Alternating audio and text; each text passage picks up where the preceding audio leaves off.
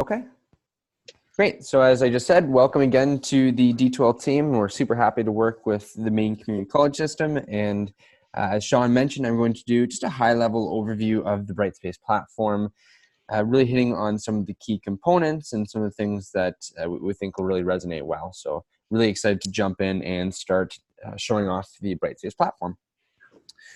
First thing I'll point out is I am in my sandbox. So you can see it's just Brightspace or D12 branded. Your version will be branded appropriately, so just kind of keep that in mind.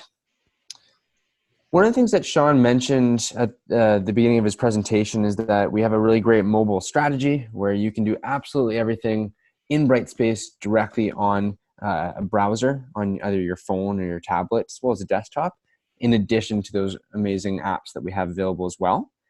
And just to demonstrate that, I just wanted to show you by shrinking my screen. If you do try to log in and access Brightspace on your phone or on your tablet through Safari, Firefox, Chrome, what you'll notice is that all the pages expand and contract based on the size of your device. So you're always going to have that great experience where you can still see absolutely everything. You still have access to all your links through what's called the hamburger style navigation here on the top. So just rest assured, if you need to do something on the go on your phone or on your tablet, you can just simply go to the website and log in, and you can do everything you'd like to on your mobile device.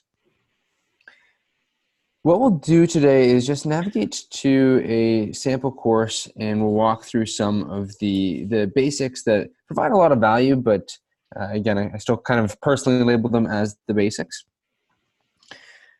When I come to my English course, what you'll see here, first and foremost, is you do have the ability to change the banner of your course. So from a branding perspective or personalization perspective, if you'd like, you can simply just change the text or the image that overlay the actual page here. So if I choose to change image, you can see it. We've got a lot of stock photos. There's thousands of stock photos available. You can also upload your own banner if you'd like. I'll just search maybe cat as an example. See, there's lots of cats here, maybe thrown in, and you can personalize that banner image. So if you'd like to add that into your course from a bit of a branding perspective, you can easily change that image. Now on the homepage of my course, yours will look slightly different again, just based on the configuration that the system decides to go with from a standardization perspective, but we are homepage widget based, if you will, meaning that you're going to see some common things such as an updates widget, a calendar at the course level, which can also aggregate dates across all of your courses, announcements, just some of the basic things on the homepage. I don't want to speak specifically to the design because that is up to the institution, but you'll see a very standardized look and feel that'll be very similar to what we're seeing here. And from a course authoring perspective, I'm going to navigate into the content tool. And one of the real powers of the Brightspace content tool is it does allow you to really build your course as you see fit. In this case, I've got a few units in this particular course. Very easy to add a new unit or a new module just by typing in that module name.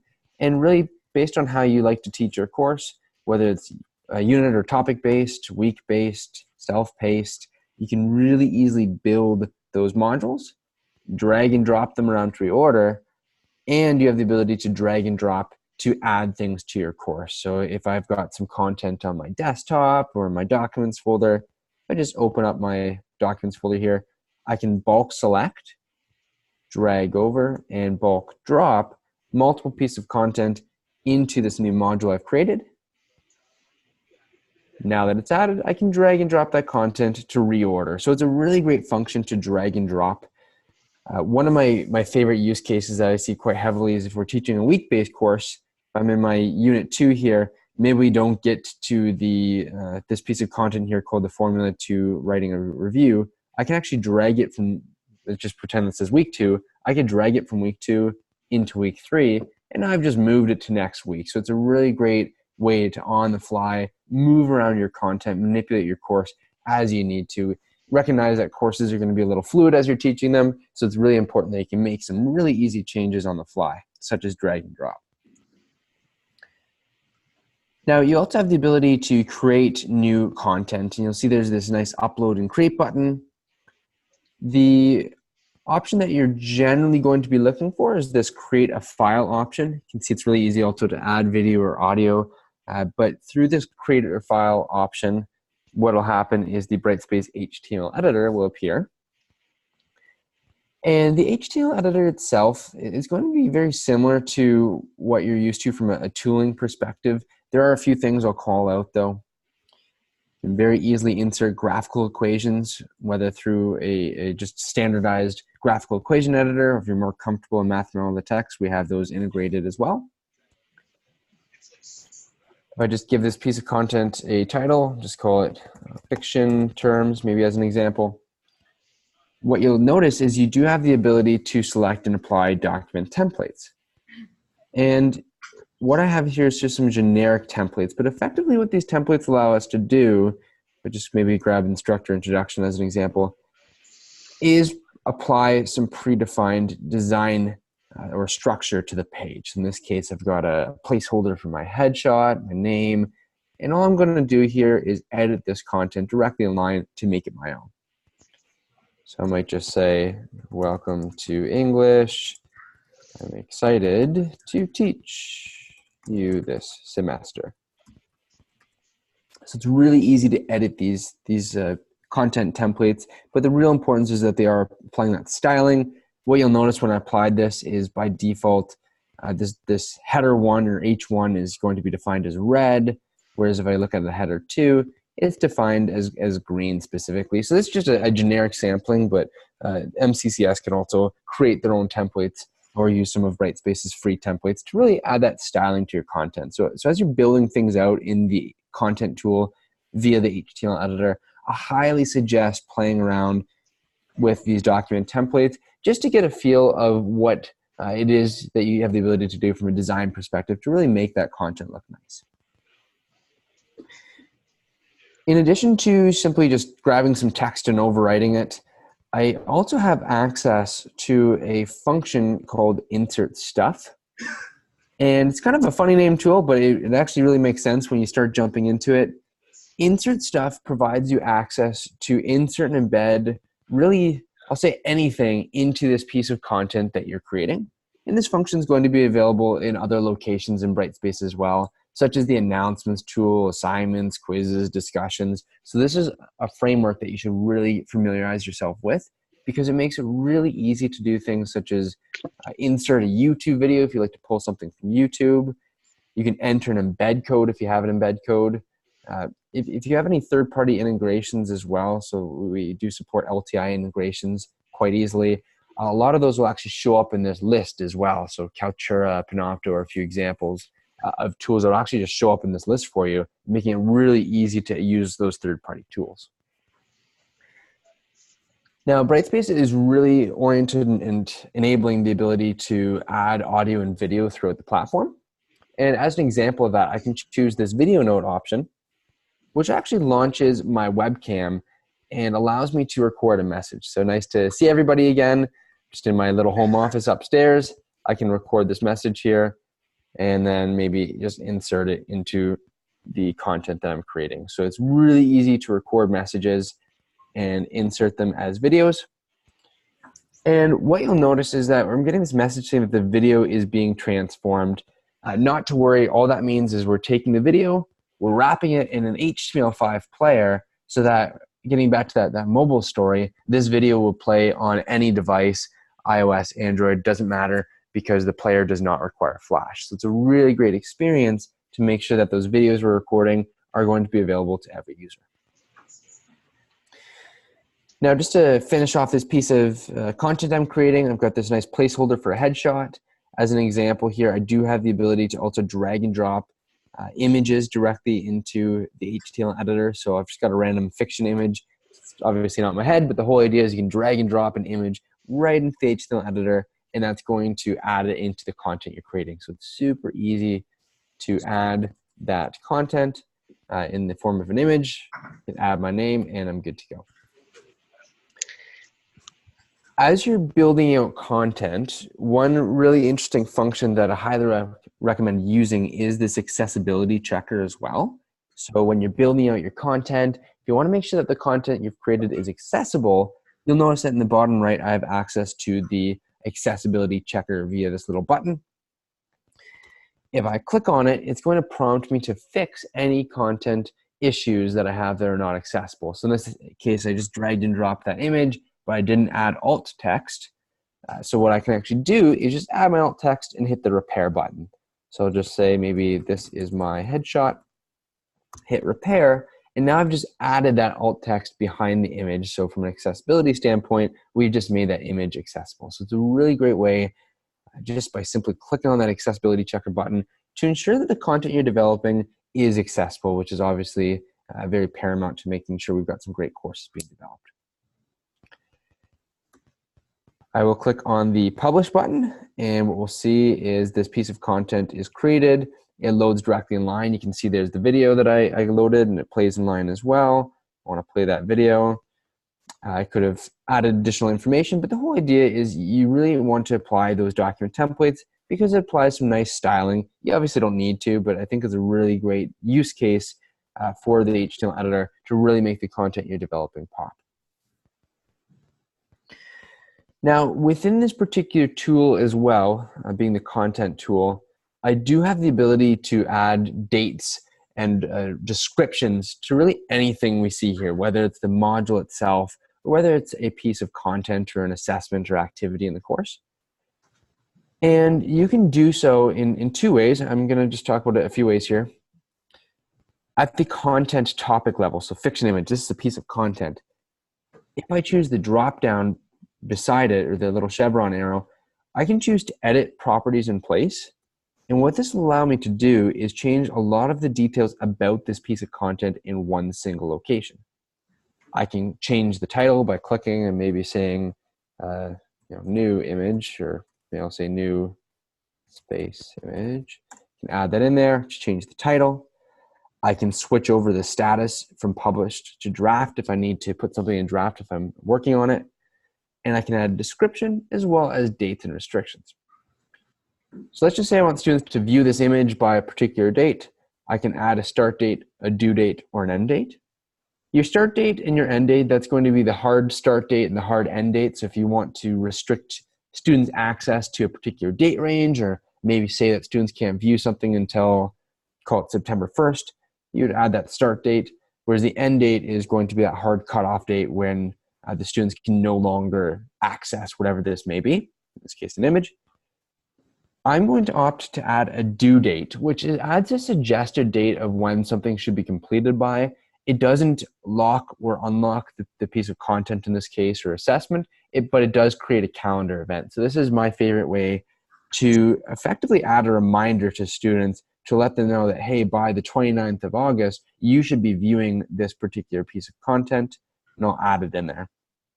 Now, that was just for a piece of content. I will point out that if you add date restrictions to an assignment like a quiz or maybe an actual assignment, the due date will mark any submission past the due date as late. So if you want to have an assignment or quiz due maybe on the Friday evening, but you want to give a little bit of leeway, you could always say the due date is Friday at midnight, but hey, students can submit until maybe Sunday at 5 p.m. Anything submitted after midnight but prior to 5 p.m. on Sunday, that'll be marked as late, and you'll see a date and time stamp of when that late submission took place. So just a bit of an overview into dates.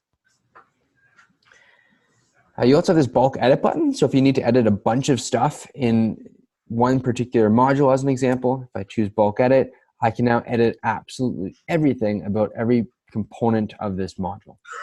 Same idea, changing the name, adding dates, adding a description. Maybe in this case for fiction terms, I want to add a description. Maybe I'll just say, I'll make this big, bold, and red. Change the color to red. And I'm going to bump my size up to 18. Bold. Make sure you read this. Update that. I'm just going to hit my done editing button. And what you'll see is now I've got this nice description directly in line. I'll drag and drop that to the top. So it's the first thing students see, and they see this big bold thing saying, make sure you read this. So adding those descriptions, adding dates, I think they're really valuable, powerful functions. It might seem like a small thing to add a description per piece of content, but as you can see, it's super obvious now that this is something that the student needs to look at because it's big, bold, red, and kind of really in their face. So highly recommend adding descriptions to those important pieces of content, whether it's the module or the topic itself. Before I continue move out of this particular tool, we just talked about dates. I will also mention that there's a really cool framework in Brightspace called release conditions, which allow you to add a condition as to when a student has access to something. So as a quick example, I could say that students cannot see or access maybe Unit 3 as a module until they complete making a post in a discussion board, or until they complete viewing a piece of content, just as a few simple examples. In this case, whereas the date restriction would be kind of a generic restriction for all students in the course, if I add a release condition, this will be user specific. So it's a really powerful function or framework in Brightspace. As a quick example, you can see there's a ton of different condition types. I might do something easy, such as saying, in order for students to access Unit 3 as a module, they need to receive a particular score on a quiz. Select my poetry terms quiz, and then maybe I'll just say they need to get greater than or equal to 60%. So really easily, I just built out a release condition. You can add multiple conditions and have an all or any statement, but I'm going to leave it at this, nice and simple. In order for students to access Unit 3, they need to receive that score of greater than or equal to 60%. This isn't something you need to use right off the bat, but if you want to maybe play around in the future with having some remedial content as an example, or optional materials, there's really some cool things you can do with release conditions in conjunction with other tools. So I highly recommend playing around with that framework when you're comfortable. But again, you really don't need to use it off the bat. From a reporting perspective, one of the famous dashboards or reports in Brightspace is called the Class Progress Dashboard. And this is something that you as an instructor have really a lot of control over, and it really allows you to understand how students are performing in your course, and it gives you a super easy option to interact or intervene with students who maybe are falling behind, as an example. So it's really all about showing you visually the performance, analytics, and data in an easy to read dashboard, and then allowing you to determine if you like to email or interact with that student. So this dashboard actually has 10 different key performance indicators that we can report on. Right now, I'm looking at content completed, objectives, quizzes, and grades. And what I'll just show here is if you do ever want to edit your dashboard to change what you're reporting on, you just come to settings. And let's just say I'm going to rip out objectives. Objectives is another really awesome tool in Brightspace that allows you to track how students are performing against learning objectives or outcomes. And all that data then feeds up through the system. But that might be one of those tools that you say, you know what, I'm not really ready for that. I'm just going to stick with the basics, and maybe next year I'll grow into it, or next semester I'll give it a shot. And if that's your strategy, which is totally acceptable, I might just replace the objectives indicator with something that matters a little bit more to me. Maybe I've got some real interest in the login history in my course, or maybe discussion participation. I can just throw that in, hit save and close. And now I'm reporting in my personal dashboard on that discussion performance instead of objectives. So you really truly have control over what you see in this dashboard. Now, as I scroll down, it's really easy to see, as you'll note here, that in this case, Michael, he's not doing so hot with regards to his quizzes. I can see how he performed on those quizzes. I can see how he's performed on all the different grade items that he has access to. You can see it's a hoverable dashboard, so I can see all that data. From this level where it's super easy to see that Michael might be struggling a little bit, I can hover over his profile card, see if he's online, and then send an email or an internal instant message. So the whole idea, again, of this dashboard is to show you the information and then empower you to, if you'd like, interact or intervene with that student. So it helps from that communication standpoint. Now, this is higher level information. I'm seeing kind of tops of the trees, if you will. The dashboard's fully clickable as well. So if you need to jump into a particular student, you just click on the name. If you like to jump into an indicator for students, you can actually click on any of these indicators as well, and that's going to jump you in. So if I want to see CJ's content completion information, I can actually click onto that indicator, and now I'm going to see some high-level stats. Note that this is my sandbox, so some of the data has just been dumped in here for show purposes. You won't see that message. But the whole idea here is I can see overall time spent in this particular course viewing content.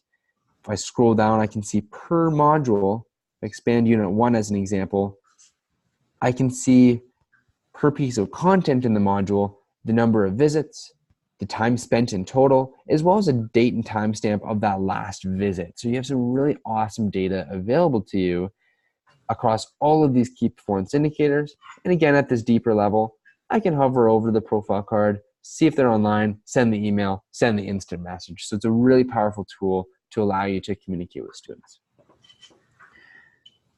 I will also point out that students can have access to this tool as well. They'll only see their data for obvious reasons. So in this case, I'm looking at CJ's personal progress. You can allow students to access this particular dashboard as well, where they can see their information. Maybe you allow them to see how they're performing against their peers on grade items. Again, it's totally up to you as the instructor. If you've added feedback, they can see that feedback as well in here, including the graded rubric. So it really is an awesome tool, not only for faculty, but for students as well, to really understand that performance and that progression within a particular course. Now, from this dashboard, you'll also notice there's a link here that says use agents to automate feedback. We have a tool in Brightspace, which I could simply access by clicking here or through my course tools dropdown, called the Intelligent Agents tool. And the Intelligent Agents tool allows you to create personalized messages that are going to be automatically delivered to students who fulfill one of those release conditions. So if you recall from me about 10 or so minutes ago, we're talking about release conditions. Those are really the backbone for delivering automated personalized messages to students. So if you think of this as almost like your TA as an example, you can create a new intelligent agent that maybe is delivered as an email message to students who have not logged into your course in 5 days or who have received a low score on a quiz. You're creating these messages, they're predefined, and then based on the students who fulfill those conditions, they're going to receive messages. As a super simple example, just build a sample one here. By the way, if you're copying a course from one semester to next, these copy perfectly. I'll just call this no login activity. And for my own purposes, I might add a description. This is an automated email that is sent to students who don't access my course in 5 days. So add that as my description. And now what I'm going to do is walk through a really basic workflow to set this up. So I'm going to say that only students should receive this particular message. And as mentioned, I want to message students or send an email to students who have not logged into my course in 5 days. So I'll actually choose that as my option, course activity, at least 5 days. I did mention release conditions, so I'll just point out here that you do have the ability to use release conditions to determine when a message is sent. So again, if you want to have an automated message when students perform poorly on an assessment, maybe for positive purposes, if they're doing awesome on particular grade items, I might use that as a release condition as well to send the newest cat video or something like that. You can really use that release condition framework to personalize when these messages are sent. In my case, though, as mentioned, this is just for no login activity to my course. And in this case, what I'm going to do is choose to send an email. And I'm going to send this email. You can see there's a little link here to view some email address options. I'm going to send this email to what's called the initiating user. So I'm sending an email to the student who has fulfilled that criteria of no login activity in 5 days. And then to really personalize the message, again, I'll just click on this link to view some options here.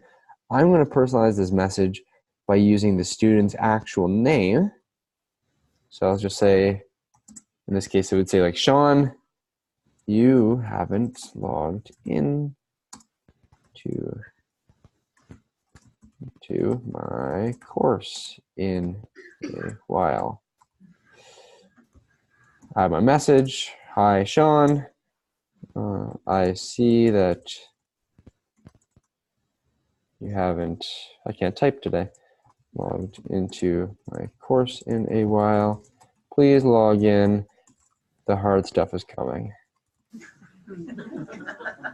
So you can see you can really easily add a message. I just did this as a simple message that's going to have the student's first name. If you want to really prompt them though, going beyond just adding the student's first name, I might add my course name automatically by adding this org unit name replacement string.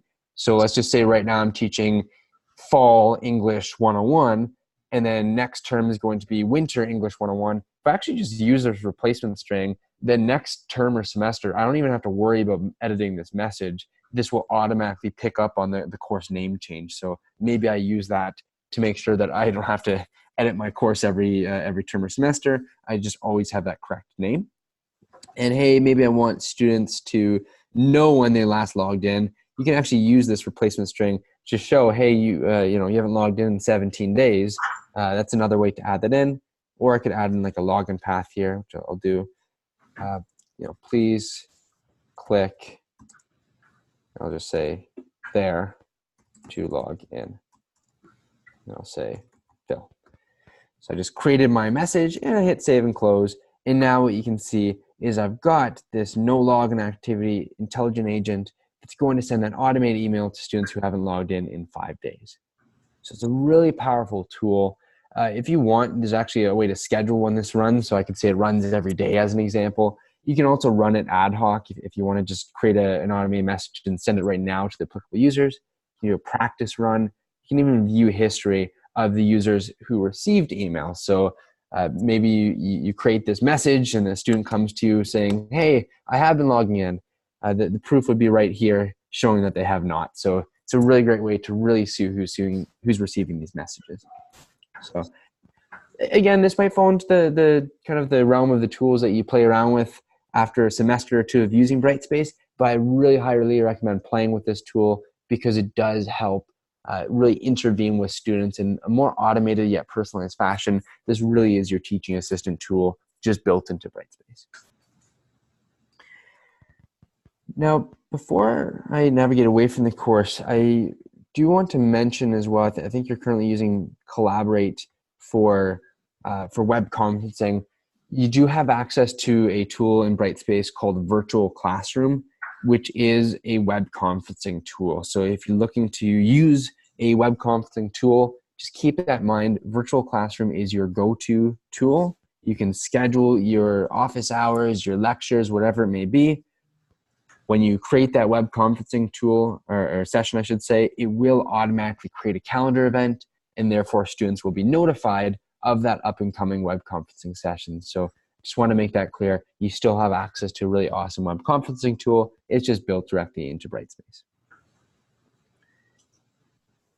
Now, one of the newer tools that I really am excited about, and I want to make sure that everyone here is really understanding as a thing that exists, is this tool called Quick Eval. So if you're teaching multiple courses at the same time, which I assume most faculty will be doing, most instructors will be doing, Quick Eval is your go-to one-stop shop for everything related to assessments across every course that you're teaching. So if you know that you have 45 minutes to log in and just quickly do some grading, what you do is you log in, and without even accessing a particular course, you certainly can if you want to, but what I recommend doing is when you log in, first button you click is the Quick Eval link. And what this does is it launches you into your personal grading dashboard where you can see every single assessment across all your courses, across all assessment types in one single dashboard. Now, there's some really awesome filtering capabilities. You can certainly filter by just clicking on any of these links, first name, last name, etc. But if I want to add my filters here, I could filter based on activity or assessment name, based on the course that I'm teaching, even based on the date that the student submitted that particular assessment. And this makes it really easy for me to determine what I'm grading and just do it from one centralized hub. So as an example, I might say, hey, I want to grade everything in Stats 101 today. I'll add that filter. And now I'm seeing all the assessments related to Stats 101. And hey, maybe I want to see everything in Stats 101 that was submitted more than 7 days ago. I can add that filter. And now I'm seeing all the Stats 101 assessments that have been submitted over 7 days ago that I need to grade. So it really makes it easy for you to determine what you're grading and when across all your courses from one simple location. When you're ready to grade, you just simply click on the name of the particular student that you're looking to grade. So if I come into, maybe I'll start with Erwin. I actually was working on his assessment a little bit earlier, so you can see it's saved as draft. But if I click into Erwin, what I can see is this is an assignment called Sample Surveys. I'll receive the document loading on the left and I can grade on the right. Again, this is just my sandbox, so some of the stuff will likely just show me the name here, but what you'll see is it'll pop up. Yeah, so you'll see the actual document load up on the left, and then on the right, you can actually grade just by simply seeing your interactive rubric here. I can open my rubric to grade. As I'm grading, I can click through to specify, in this case via a rubric, what the scores that the student should receive. If you like to override a score, you can actually click in here and change the score. So if a student needs 2.5 out of 3 instead of 3 out of 3, I can just change and override that score. Rubrics auto-save. There's a lot of auto-saving in Brightspace as well. So you can have rest assured that as you're grading, if maybe your internet gives out, you'll still have that work saved. Can add criteria-specific feedback if I like, and I can also provide or adjust the overall score and just by simply, again, clicking in here and adjusting it. So it's a really great grading experience. Going beyond grading with a rubric, I do have the ability to provide feedback in the form of text, audio, or video, and you can actually mark up or annotate a student's submission as well. So it's a really great grading experience. I highly recommend using Quick Eval, especially if you're teaching more than one course, because it does turn in to a centralized grading hub. So it's really powerful. I'm going to jump back into my English course here. And I'll show off the Brightspace gradebook a little bit as well. Now, if I come into the gradebook itself, what you'll notice is that there are 4 tabs, and you'll receive training on this as well, but there are 4 tabs in the gradebook. And if it's your first time using Brightspace, or maybe first time even teaching a particular course in Brightspace, I highly recommend utilizing the setup wizard. I'm not going to walk through it right now, but effectively what the setup wizard allows you to do is configure your gradebook after responding to 6 very specific questions. So you're going to be asked, would you like to have a percentage-based or a points-based gradebook? What should you see? What should students see? What grade scheme do you want to use? So just some really basic questions, and based on how you respond, when you hit save, the gradebook will be completely configured for you based on your choices. So you can get at all that stuff through settings, but the setup wizard I find is just a really easy way to be walked through, almost like in a guided tour, your gradebook configuration. Now I'm looking at the enter grades view, and what we'll see is there is an import export button. So if there's anyone interested in exporting to Excel or importing an Excel format, you certainly can do so. This is just a sample gradebook just to show you what a gradebook could look like. I'm trying to show off a bunch of different things here, but in this case, I can see that my grade items are color-coded based on how the student performs. You can turn that off if you like. I can also adjust the colors if there's different colors that you prefer. But in this case, what we're seeing is for poetry terms, which is a quiz, I see that there's a percentage-based grade scheme being used. For peer review, which is a discretion, I actually have a pass-fail grade scheme. For one particular student, I've exempted that student from having to do this particular activity, so you can exempt students as you see fit. If you opt to grade through the gradebook instead of through Quick Eval, you can simply either click on the icon to grade that particular student, or you can just choose to grade all. So there's a few different ways to grade. We're trying to make grading as accessible as possible to make it easy for you to grade. I'll just point that out. Either click the icon, which is super obvious and intuitive to do, or just choose that grade all button and you're on your way grading. So it's a really easy grading experience. The Manage Grades view, this is where you'll spend, I'd say, a little less time. This is where you actually build out your gradebook itself if you already know what it looks like. So if you're maybe teaching a course where you have a pretty well-defined syllabus and grading format for this course, you can come to the Manage Grades tab and just quickly build this out. In this case, I've got a few grade categories. So I've got quizzes, discussions, assignments. You can easily build a grade category via the new category button or a new grade item via new item. And here I can see I've got my grade items. I actually have a bonus quiz, which is marked as bonus, so students can get extra points. Very easy to use. You actually don't need to use categories. If you want to have a super simple gradebook, you might just have your 10 grade items and that's that.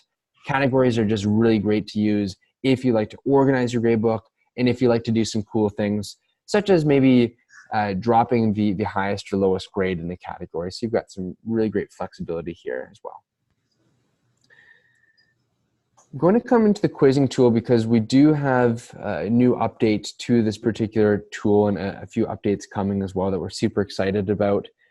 Effectively, what we're doing with some of our assessment tools is we're revamping the user experience to make it as easy as possible to create new quizzes, assignments, etc. So I'm going to show you some of that work today that's already available and that you'll experience really right from the beginning of using Brightspace, but I'll just point out what's new and why it's super awesome. When I click on the new quiz button, right now, as Brightspace exists, you're presented with this page where you provide a title. Let's call this my extra bonus quiz.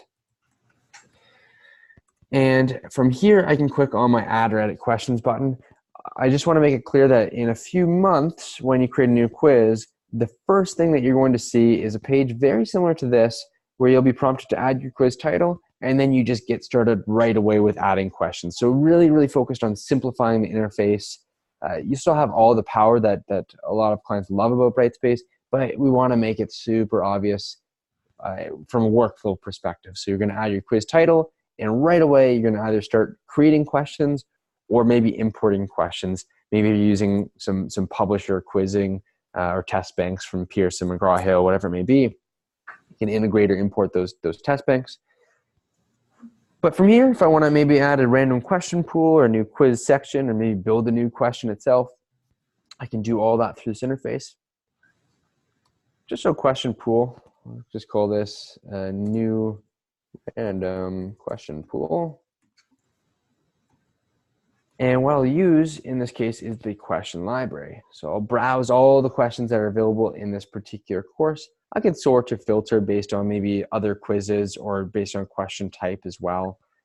But I'll just grab all my questions, hit add, and now I'm going to say that I want Brightspace to randomly grab maybe 23 of the available questions. They're all worth 1 point. You can see we've got a sampling of what that'll look like for students.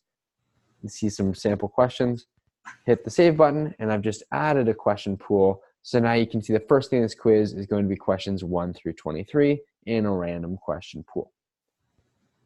If I want to build a new question, maybe a new multiple choice question, I can choose multiple choice.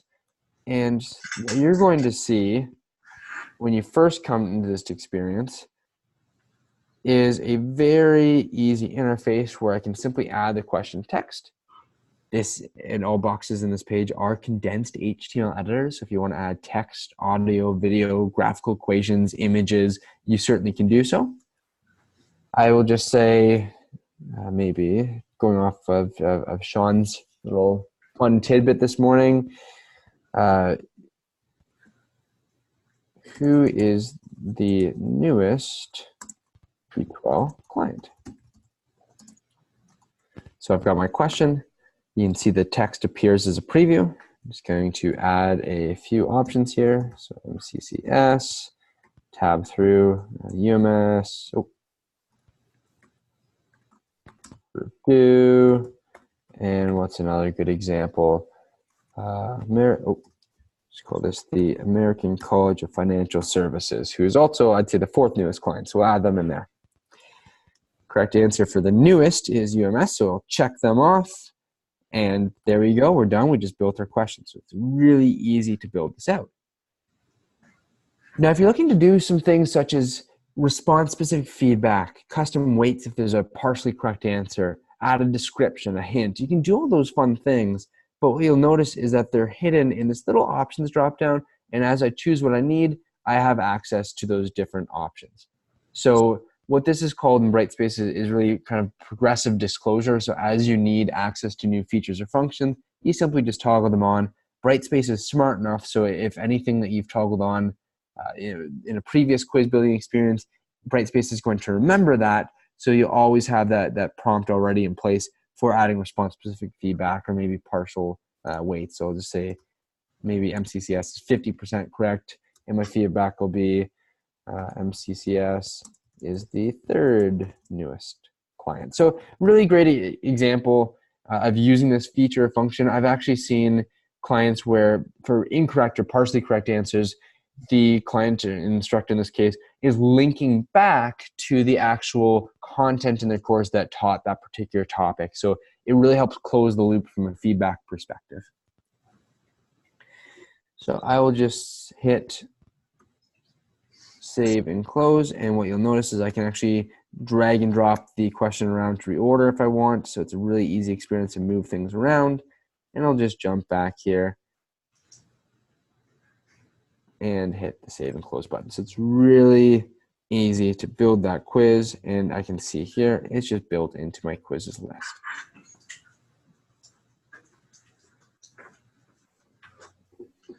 Just come back to my course here. I'll also point out, as you're going through Brightspace, there are little callouts for help. So if you ever need help, just look for that little help icon and click on it. It's going to launch you into information, in this case, about the quizzes tool. But there's lots of other help resources as well.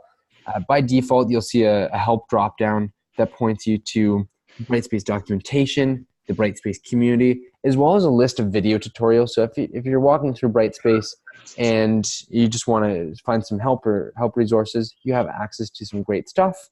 But again, you're also going to get trained by a D12 trainer. So keep that in mind as you're going through. But I just like to call out that we do have some really awesome help resources that are up to date, super easy to use, and I think are really valuable and important to note that you have access to these tools. Yeah, one thing I have in our notes here, Phil, is about just integrating some of the stuff that faculty might be used to using. And so I do want to mention that Respondus, for example, integrates with Brightspace. Publisher content like Pearson or McGraw-Hill and some of their products like MyMathLab and MindTaps. So a lot of the things that you're used to using integrated with Blackboard, if you still have a license with those, they can also be integrated with D2L. So you're not going to be losing some of those tools, and we can certainly integrate all the same type of things that Blackboard does. We've shown some of the hits and some of the classics. I know it's a large group. It will be hard to do questions. Maybe I'll send it over to Mike. Is there anything that we should hit on that maybe you remember that we haven't hit on yet? No, I think you covered the kind of the big areas that I was looking at you to show the faculty. Awesome. Well, we got this recorded, and we can send it to you after, so you can send it around to anyone else. I do want to say to the group that I'm certainly here to answer questions and all that. I generally run my communication through Mike. So if there are questions, Mike, you can send them my way. And we are just really, really excited to work with you all, and really excited to help as best we can. Thank you, Sean. Thank you. All right. Thank you all for watching the demo. We'll send the recording, and really, really look forward to working with you and hopefully meeting a lot of you in person along the way. Mike, can we ask any questions right now? Sean, do you mind taking a question? Yes, absolutely. Go ahead, Dan. The accommodation button, when you're doing videos, would you close captioning as well? When you make a little video? Did you hear that, Sean? I heard it was about video and it was about closed captioning. So is it about that video note? Yeah, will it close caption? The video notes have a description area, and that is where they are captioned. If you add a video note and then do the accessibility checker, it'll tell you to caption that. We do not have auto captioning at this time because the best auto captioning in the world is at about 85%. And so we're waiting for that to get a little bit better so that you don't have to go in and kind of change everything. I'm not sure if you've ever used YouTube to caption things, but that 85% gets kind of annoying there. So we're just waiting for it to get a little bit better, but it is on our roadmap to add that in. It's not part of the video note right now. They use the description there. That's how it is accessible. Is this compatible with Mac? Yes. Rachel. Can two separate classes join the same discussion board? Yes. There's an undo button in there? Oh, what did I just do? Oh, man, it's all- Yes. Yeah. Val? Can more than one class share the automatic, like instructor, the intelligent agent? Yes, yeah. So those can be set up at the course level, and you can search them and find them, or they can be set up at a higher level and shared down to you.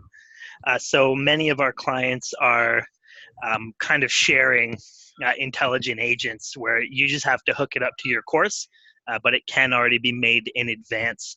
Did I miss anything there, Phil? No, that's totally correct. They can be created as predefined automated messages that'll just be in your course when you get access to your course, but they'll be in a disabled state. So if MCCS or as a whole wants to create some predefined messages, they can be added into your course, but they'll be disabled, so they'll be there. And then as the instructor, if you see one you want to use, you can just flip it on. Becca? Is it possible for that video capture to capture activity on your desktop, say if you're doing a demonstration on the desktop? Great question. That's when you would use the virtual classrooms tool. So within my course here, virtual classroom, which is the web conferencing tool, that has the ability for you to screen share, record, do live polls, webcam share, whiteboard, all the typical functions that you'd expect. Crystal? And can the virtual classroom be shared among classes? Yeah, so if you're teaching multiple classes or sections, I should say, in the exact same course offering, then the answer is yes, can be across multiple sections. If you're thinking more along the lines of I'm in my English course and I've got a math course as well, you still can grab a link and share that link out. So simple answer is yes, it's doable. So you create your session, grab a link, and then you post it in your other course. Rachel? I noticed that we can see when a submission comes in. You said it's marked as a late submission. Can that be tied to a point deduction? Not by default, no. You can see it very clearly when you're grading. It'll actually show up as a big red message saying, submitted, 2 hours and 37 minutes past the due date, but it won't auto deduct points. Julie? Is there a way for them to continue to see the assignment but not submit it after the due date? Yeah, that's correct. So if you add an end date, what'll happen is the student can still see the assignment. They'll be able to view the submission that they've made, assuming they've made a submission. They can see any feedback they receive, but they won't be able to resubmit or delete their submission or anything like that. Or can they still see the assignment if they haven't submitted it? Yes. Margaret? Oh, I'm sorry. Oh, Liz, Lisa. sorry. Can you have the students submit anonymous? Say if you want to do like an anonymous feedback thing, can you have them do that? Yeah, so in both assignments and discussions, quizzes as well, there's the ability, I'll just show it in assignments here. If I create a new assignment, there's going to be an option here. So I'm adding all my assignment information, so your basic stuff. But at the bottom, there is an option to do anonymous marking. And effectively what that's going to do is show you all the student submissions, but they're anonymized, so you won't see any names. And same in discussions, you can have anonymous posts if you want, and in quizzes, anonymous grading of quizzes as well.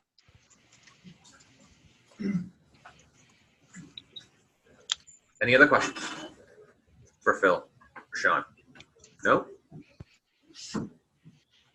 Going once, twice, sold. Sean, Phil, thank you very much for taking time to show us a little bit about Brightspace. Awesome. Thank you. And we're here to keep helping out anytime. Great. Thank you very much. Have a good day. Bye. Thank you.